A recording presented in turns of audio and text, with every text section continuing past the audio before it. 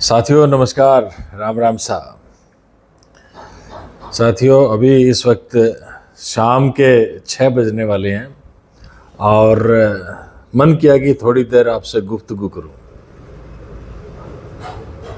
पता नहीं आजकल कैसी जहरीली हवा बह रही है फिजाओं में।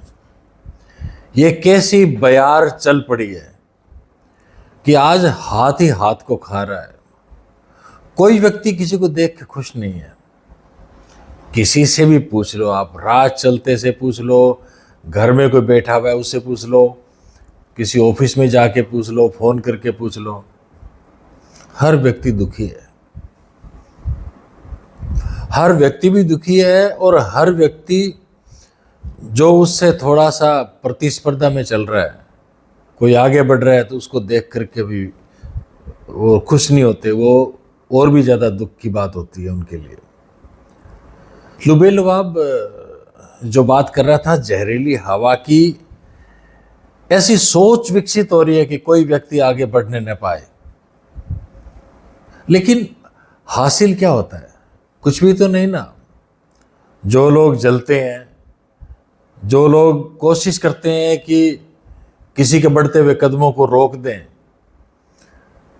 उनकी निंदा कर दें, उनको डिफेम करने की कोशिश करें, लेकिन वो रोक नहीं पाते। कुदरत अपना अपना जो चाल है, कुदरत वो चलती रहती है। अक्सर जब इन चीज़ों पे चर्चा करता हूँ तो मैं उदाहरण के तौर पे बताता हूँ कि हमें अपने जीवन के हर पहलू को सूरज के साथ कंपेयर करना चाहिए कि किस तरह से सूरज निकलता है, सुबह निकलता है और उसके बाद में वो शिखर पे आ जाता है और शिखर पे आने के बाद में वो ढल जाता है। उसको ढलना ही पड़ता है। कहते हैं ना, जिसका उत्थान होता है उसका पतन जरूर होता है।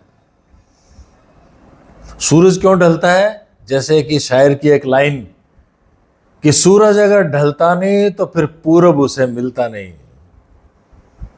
जो शिखर पे है उनको किसी न किसी दिन ढलना पड़ेगा और वो ढलते इसलिए हैं कि वो दोबारा से उदय हो सकें, दोबारा से राइज हो सकें।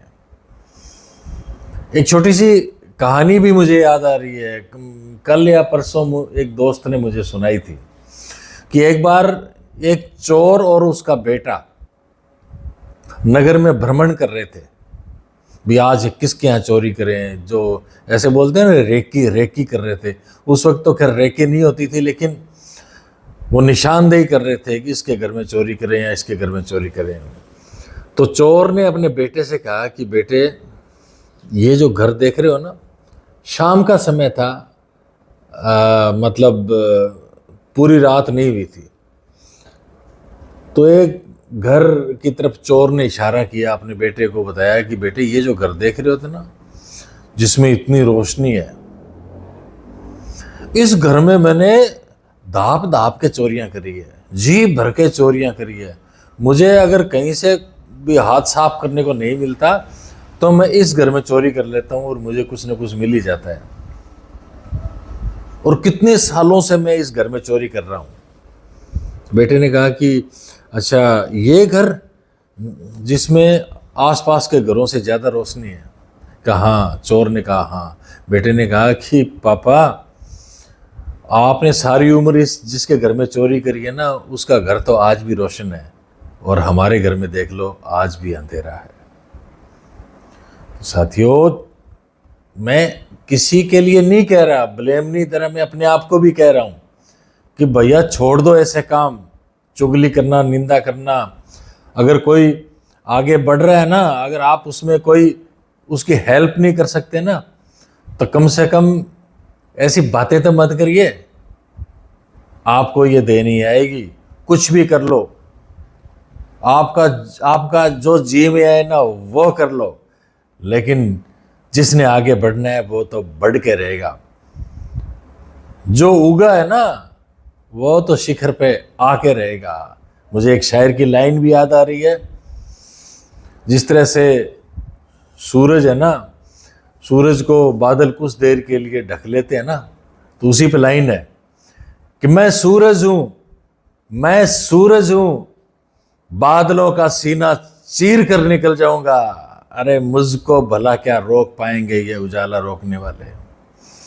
जो बाधाएं बनते हैं ना, वो तो बादल हैं, थोड़ी देर के लिए उजाला रोक सकते हैं, लेकिन सूर्य को चमकने से कोई नहीं रोक सकता, कोई नहीं रोक सकता, और कोई नहीं रोक सकता। अगर मेरी बात से सहमत है ना, तो फिर बात को आगे बढ़ाना मत भूलना। मैं यही समझूंगा कि वास्तव में आज भी सच्चाई की, अच्छाई की, डेडिकेशन की और अच्छी बातों की आज भी कदर है। इसलिए कह रहा हूँ, मैं कोई अपने लाइक व्यूज और उसके लिए नहीं कह रहा भी आप मेरी बात को आगे बढ़ाएं, लेकिन अच्छी बात को हर वक्त, हर समय और हर बार सपोर्ट करना चाहिए। इसलिए मैं आपको कह रहा हूँ। बहुत बहुत धन्यवाद, आपने प्रेम से सुना। नमस्कार, राम राम सा, जय हिंद।